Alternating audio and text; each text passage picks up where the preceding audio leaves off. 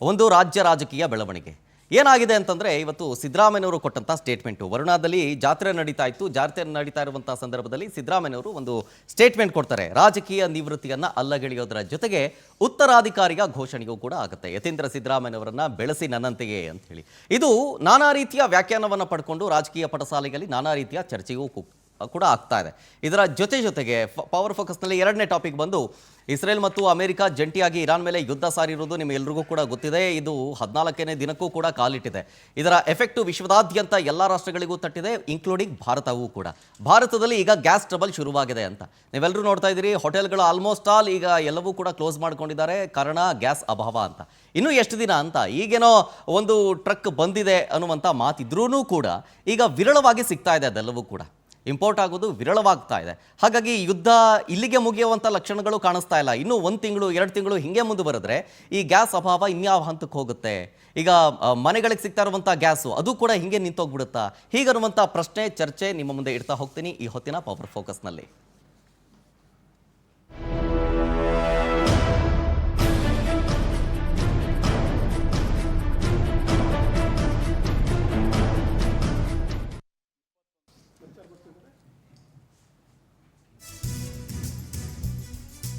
Power ಫೋಕಸ್ನಲ್ಲಿ ಮೊದಲ topic ನಾಯಕತ್ವ ಬದಲಾವಣೆಯ ಚರ್ಚೆಯ ಬಗ್ಗೆ. ಸಿಎಂ ಸ್ಫೋಟಕ ಟ್ವಿಸ್ಟ್ ಕೊಟ್ಟಿದ್ದಾರೆ. ಇವತ್ತು ಮೈಸೂರಲ್ಲಿ ಸಿಎಂ ಸಿದ್ದರಾಮಯ್ಯನವರು ಸ್ಫೋಟಕ ಹೇಳಿಕೆ ಕೊಟ್ಟಿರೋದು ಏನಂತ ಅಂದ್ರೆ, ನನ್ನ ಕೊನೆ ಉಸಿರು ಇರೋ ತನಕ ರಾಜಕಾರಣದಲ್ಲಿ ಇರ್ತೀನಿ ಅಂತ. ರಾಜಕೀಯ ನಿವೃತ್ತಿಯನ್ನ ಸಿದ್ದರಾಮಯ್ಯನವರು ಅಲ್ಲಗಳಿತಾ ಇದ್ದಾರೆ. ಮುಂದಿನ ಚುನಾವಣೆಗೂ ಕೂಡ ನಾನು ಸ್ಪರ್ಧೆ ಮಾಡ್ತೀನಿ ಅನ್ನೋ ರೀತಿಯಾಗಿ ಸುಳಿವನ್ನ ಕೊಡ್ತಾ ಇದ್ದಾರೆ ಸಿದ್ದರಾಮಯ್ಯನವರು. ಮೈಸೂರು ಜಿಲ್ಲೆ ವರುಣಾದಲ್ಲಿ ಜಾತ್ರೆ ನಡೀತು. ಜಾತ್ರೆಯ ಸಂದರ್ಭದಲ್ಲಿ ಹೇಳಿಕೆ ಕೊಟ್ಟಿರೋದು. ಕ್ಷೇತ್ರದ ಜನರ ಮುಂದಿಗೆ ಘೋಷಣೆ ಮಾಡಿದ್ದಾರೆ ಸಿಎಂ ಸಿದ್ದರಾಮಯ್ಯನವರು. ಇದು ರಾಜಕೀಯವಾಗಿ ನಾನಾ ರೀತಿಯ ಚರ್ಚೆಗೂ ಕೂಡ ಗ್ರಾಸವಾಗ್ತಾ ಇದೆ. ಇದು ನನ್ನ ಕೊನೆಯ ಚುನಾವಣೆ ಅಂತೇಳಿ ಕಳೆದ 2 ಬಾರಿಗೂ ಕೂಡ ಆಯಿತು, ಲಾಸ್ಟ್ ಟೈಮ್ ಮತ್ತು ಈಗ ಮತ್ತೊಮ್ಮೆ ನಾನು ನಿವೃತ್ತಿಯನ್ನ ಘೋಷಣೆ ಮಾಡಲ್ಲ ಅನ್ನೋ ರೀತಿಯಾಗಿ, ಅಂದರೆ ಮುಂದಿನ ಎಲೆಕ್ಷನ್ಗೂ ನಾನು ಸ್ಪರ್ಧೆ ಮಾಡ್ತೀನಿ ಅನ್ನೋ ರೀತಿಯಾಗಿ. ಹಾಗಾದ್ರೆ ಏನಂದ್ರು ಬನ್ನಿ ತೋರಿಸ್ತೀನಿ.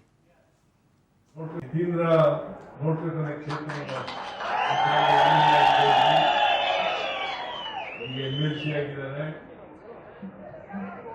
ಸದಸ್ಯ ಆಗಿದ್ದಾರೆ. ನಿಮ್ಮ ಕ್ಷೇತ್ರದ ವರುಣಾ ಕ್ಷೇತ್ರದ ಅಭಿವೃದ್ಧಿ ಕೆಲಸಗಳನ್ನ ಇದರಿಂದ ಹೇಳಿದವೆಲ್ಲರೂ ಕೂಡ ಮಾಡಿಕೊಡ್ತೇನೆ ಅಂತಕ್ಕಂಥ ಮಾತುಗಳನ್ನ ನನಗೆ ಹೇಗೆ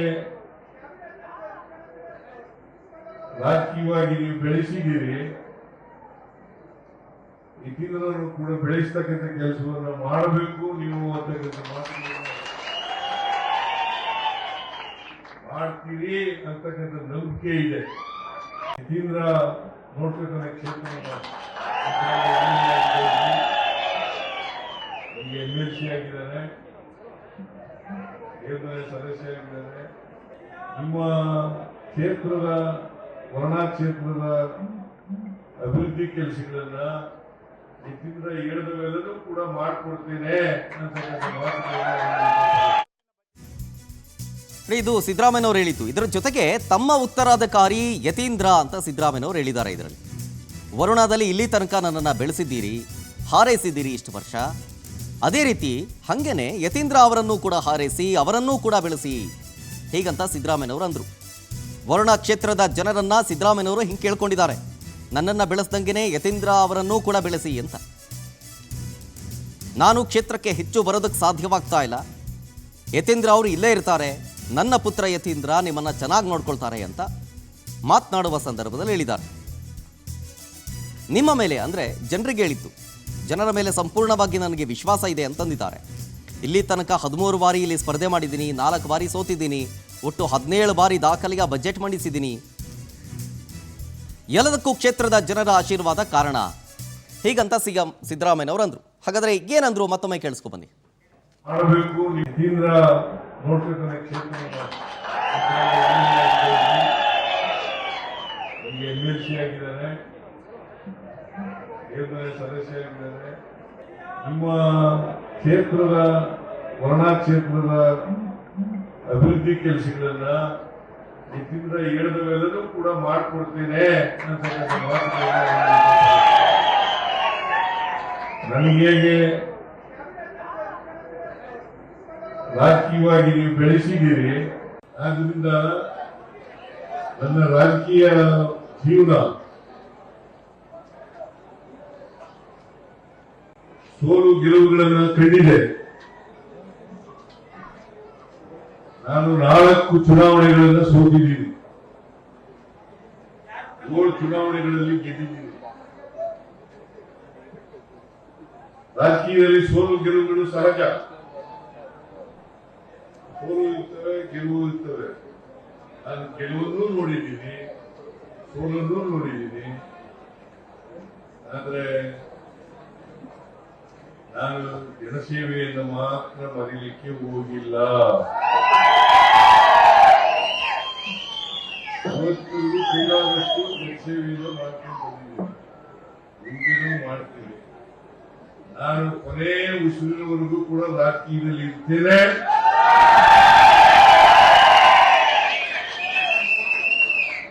ನಿಮ್ಮ ಸೇವೆಯನ್ನು ಸಾಧ್ಯವಾದ ಮಟ್ಟಿಗೆ ಮಾಡ್ತೇನೆ ಅಂತಕ್ಕಂಥ ಮಾತುಗಳನ್ನು ಈ ಸಂದರ್ಭದಲ್ಲಿ ಹೇಳಲಿಕ್ಕೆ ಬಯಸ್ತಾ ಇದ್ದೇನೆ.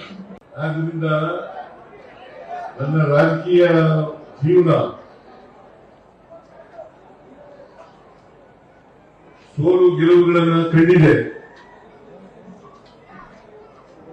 ನಾನು 4 ಚುನಾವಣೆಗಳನ್ನು ಸೋತಿದ್ದೀನಿ, 7 ಚುನಾವಣೆಗಳಲ್ಲಿ ಗೆದ್ದಿದ್ದೀನಿ. ರಾಜಕೀಯದಲ್ಲಿ ಸೋಲು ಗೆಲುವುಗಳು ಸಹಜ.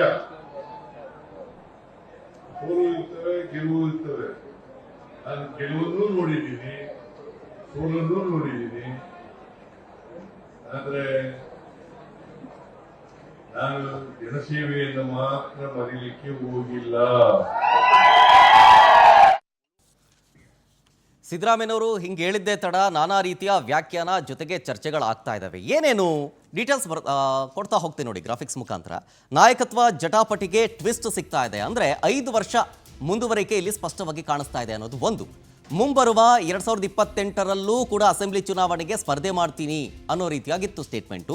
ಆ ಮೂಲಕ ನೆಕ್ಸ್ಟ್ ಸಿಎಂ ದಾಳವನ್ನು ಕೂಡ ಏನಾದರೂ ಉರುಳಿಸಿದ್ರ ಸಿದ್ದರಾಮಯ್ಯನವರು ಹೀಗನ್ನುವ ಚರ್ಚೆಯೂ ಕೂಡ ರಾಜಕೀಯ ಪಡಸಾಲೆಗಲ್ಲಾಗ್ತಾ ಇದೆ. ಅಷ್ಟೇ ಅಲ್ಲ, DCM DK ಶಿವಕುಮಾರ್ಗೆ ಲಗಾಮ ಹಾಕುವ ರಣತಂತ್ರನ ಅನ್ನುವಂಥ ಚರ್ಚೆಯೂ ಕೂಡ ಈ ಸಂದರ್ಭದಲ್ಲಿ ಆಗ್ತಾ ಇದೆ. 2028ಕ್ಕೆ ಯಾವ ಕ್ಷೇತ್ರದಿಂದ ಸ್ಪರ್ಧೆ ಮಾಡ್ತಾರೆ ಹಾಗಾದರೆ ಸಿದ್ದರಾಮಯ್ಯನವರು ಹೀಗನ್ನುವಂಥ ಪ್ರಶ್ನೆ. ಅದಾದ್ಮೇಲೆ ವರುಣಾದಿಂದ ಸ್ಪರ್ಧೆ ಮಾಡ್ತಾರಾ ಅಥವಾ ಯತೀಂದ್ರ ಅವರಿಗೇನಾದರೂ ಬಿಟ್ಕೊಟ್ಟು ಬೇರೆ ಕ್ಷೇತ್ರವನ್ನು ಆಯ್ಕೆ ಮಾಡ್ಕೊಳ್ತಾರಾ ಅನ್ನೋದನ್ನು ನಿವೃತ್ತಿ ಘೋಷಿಸದೇನೆ ರಾಜಕೀಯವಾಗಿ ಯತೀಂದ್ರ ಅವರನ್ನು ಬೆಳೆಸಬೇಕು ಅನ್ನುವಂಥ ಒಂದು ಇರಾದೆ ಇಟ್ಕೊಂಡಂಗಿದೆ ಅಂತ.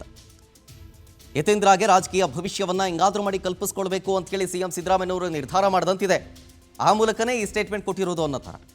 ಯತೀಂದ್ರ ಅವರು ಉತ್ತರಾಧಿಕಾರಿ ಅಂತ ಕ್ಷೇತ್ರಕ್ಕೆ ಮಾತ್ರನಾ ಅಥವಾ ಹಿಂದಕ್ಕೂನ ಈ ಪ್ರಶ್ನೆಯೂ ಆಗ್ತಾ ಇದೆ.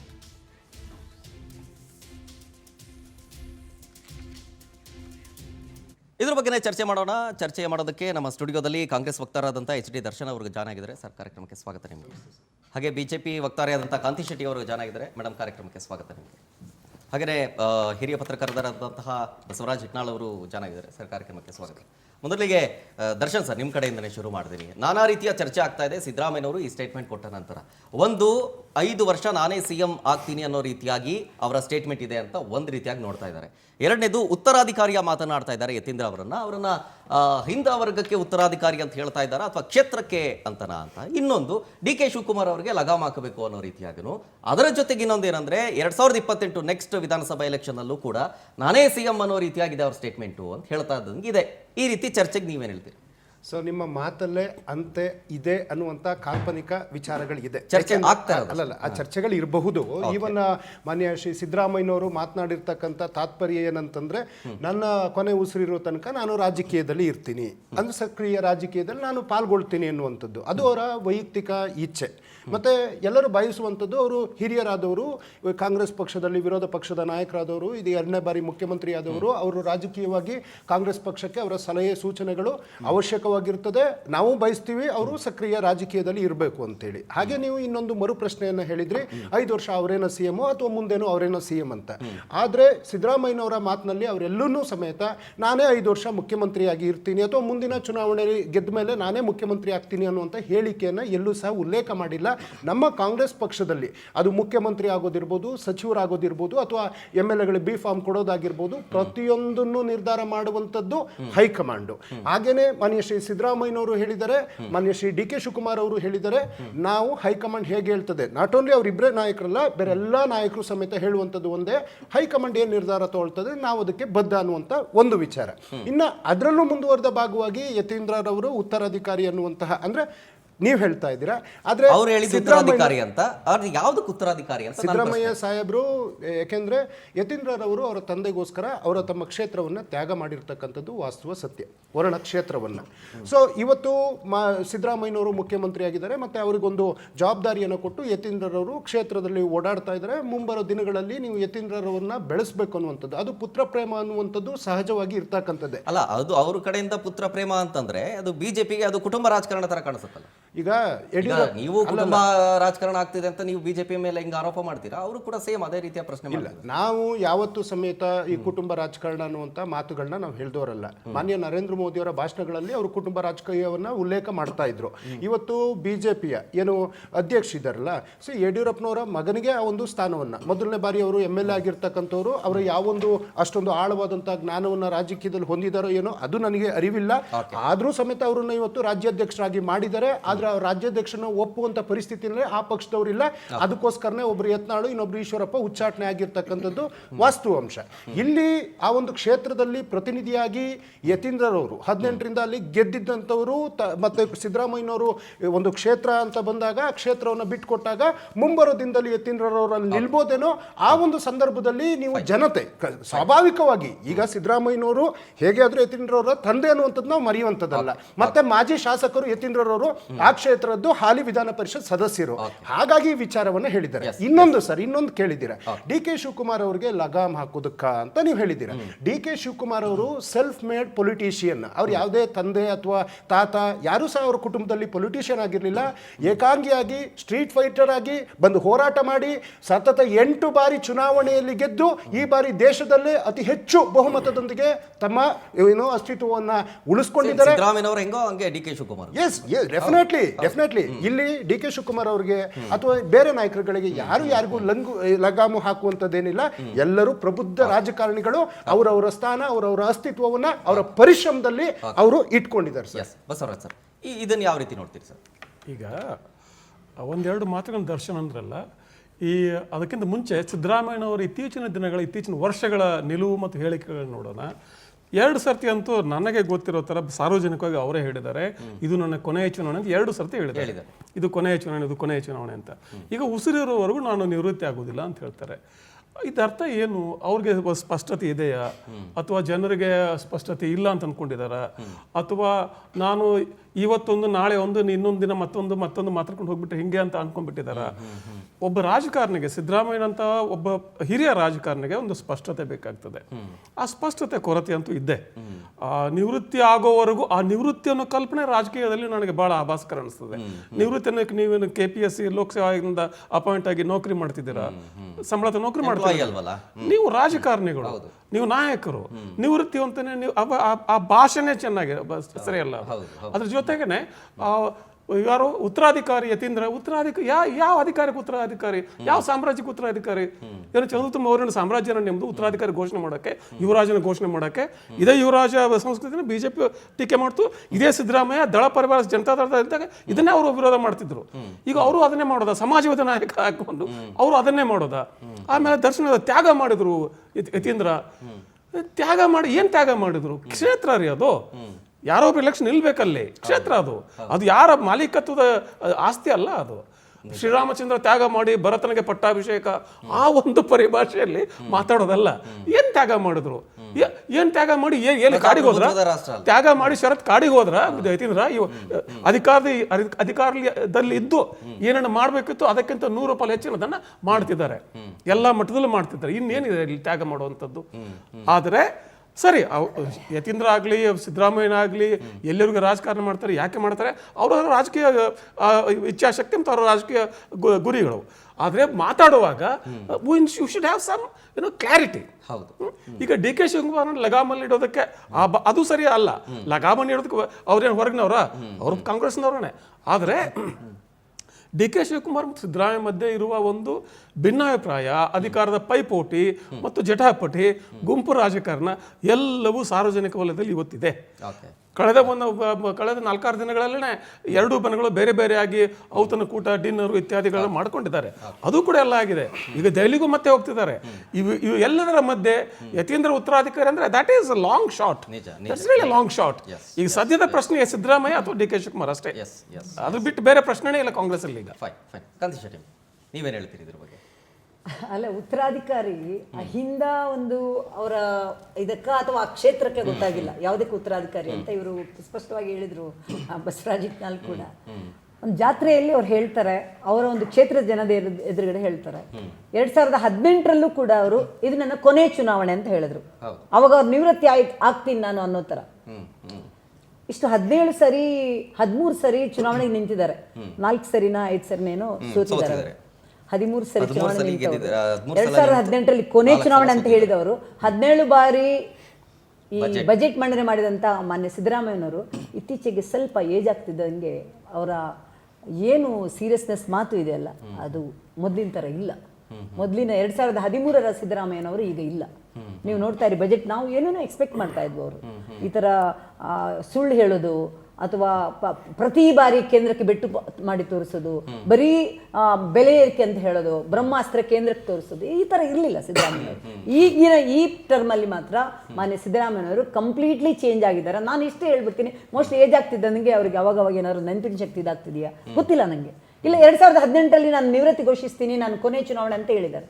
ಈಗ ಹೇಳಿ 8 ವರ್ಷ ಆಯ್ತದು. ಈಗ ಹೇಳ್ತಾರೆ ನಾನು ಉಸಿರಿರುವ ತನಕ. ನೋಡಿ, ಅವ್ರು ಉಸಿರಿರುವ ತನಕ ಅವರು ರಾಜಕೀಯ ಮಾಡ್ತಾರ ಅಥವಾ ಮಗನಿಗೆ ಪಟ್ಟಾಭಿಷೇಕ ಮಾಡ್ತಾರೆ, ನಮಗ್ ಬೇಡ ಅದು. ರಾಜ್ಯದ ಜ್ವಲಂತ ಸಮಸ್ಯೆಗಳ ಬಗ್ಗೆ ಏನೋ ಮಾತಾಡ್ತೀರಾ. ಇಷ್ಟು ಜನ ಈಗ ಹೋಟೆಲ್ಗಳು ತೊಂದರೆ ಇದೆ, ಈ ತರ ಇದೆ. ಒಂದು ರಾಜಕೀಯ ಒಂದು ರಚನಾತ್ಮಕ ಆಡಳಿತ ಪಕ್ಷವಾಗಿ ಕೇಂದ್ರದ ಜೊತೆ ಯಾವ ತರ ಕೈ ಜೋಡಿಸಬೇಕು, ಎಲ್ಲೆಲ್ಲಿ ಏನು ತೊಂದರೆ ಆಗಿದೆ, ಹೋಟೆಲ್ ಮಾಲೀಕರಿಗೆ ತೊಂದರೆ ಆಗಿದೆ, ಕೇಂದ್ರಕ್ಕೆ ಬೆಟ್ಟು ತೋರಿಸೋದು ಒಂದೇ ಅಲ್ಲ. ಇದು ಕ್ರೈಸಿಸ್ ಸಮಯ, ಯುದ್ಧದ ಸಮಯ. ನಮ್ಮ ಒಳ ಜಗಳ, ಪಕ್ಷದ ಜಗಳ, ರಾಜಕೀಯ ಜಗಳ ಬದಿಗಿಟ್ಟು ಒಂದು ರಾಜ್ಯದ ಒಂದು ರಚನಾತ್ಮಕ ಆಡಳಿತ ಪಕ್ಷವಾಗಿ ಕೇಂದ್ರಕ್ಕೆ ಯಾವ ತರ ಕೈ ಜೋಡಿಸ್ತಾ ಇದ್ದೀರಾ ಅದ್ರ ಬಗ್ಗೆ ಮಾತಾಡಿ. ಅದು ಬಿಟ್ಟು ನಮ್ಮ ಮಗನಿಗೆ ಪಟ್ಟಾಭಿಷೇಕ, ಏನು ಇವ್ರದ್ದು ವಂಶ ಇದ ರಕ್ಷಣಾ, ಅದು ಪಟ್ಟಾಭಿಷೇಕ ಮಾಡಕ್ಕೆ ಜನ ಇದಕ್ಕೆ ನಿರ್ಧಾರ ಮಾಡ್ತಾರೆ. ಕಳೆದ ಬಾರಿನೇ ನಿರ್ಧಾರ ಮಾಡಿದ್ರು ಒಂದು ಕಡೆ, ಸ್ವಲ್ಪದ್ರಲ್ಲಿ ಅವರು ಇದಾದ್ರು. ನಾವು ಹೇಳೋದು ಇಷ್ಟೇ, ನನ್ನ ಕೊನೆ ಉಸಿರು ರಾಜಕಾರಣದ ನಿಮ್ಮ ಇಷ್ಟ, ಅದು ಏನಾದ್ರೂ ಇರಿ. ನಿಮಗೆ ಈಗ ಒಳ್ಳೆಯ ಸ್ಥಾನಮಾನ ಕೊಟ್ಟಿದ್ದಾರೆ, ಒಳ್ಳೆಯ ಒಂದು ಮ್ಯಾಂಡೇಟ್ ಕೊಟ್ಟಿದ್ದಾರೆ, ಅದಕ್ಕೋಸ್ಕರ ಜನರ ಒಂದು ಕಷ್ಟಕ್ಕೆ ಸ್ಪಂದಿಸಿ. ಫೈನ್. ಇದ್ರ ಜೊತೆಗೆ ಬಿಜೆಪಿಗೆ ಒಂದು ಭಯ ಸ್ಟಾರ್ಟ್ ಆಯ್ತು ಸಿದ್ದರಾಮಯ್ಯನವರು ಈ ಸ್ಟೇಟ್ಮೆಂಟ್ ಕೊಟ್ಟ ಮೇಲೆ ಅಂತ. ಅಂದ್ರೆ ಮತ್ತೆ ಎಲೆಕ್ಷನ್ ಹೇಳ್ತೀನಿ, ಅದ್ರ ಬಗ್ಗೆ ಮತ್ತೆ ಮಾತಾಡ್ತೀನಿ ಮುಂದಿನ ಎಲೆಕ್ಷನ್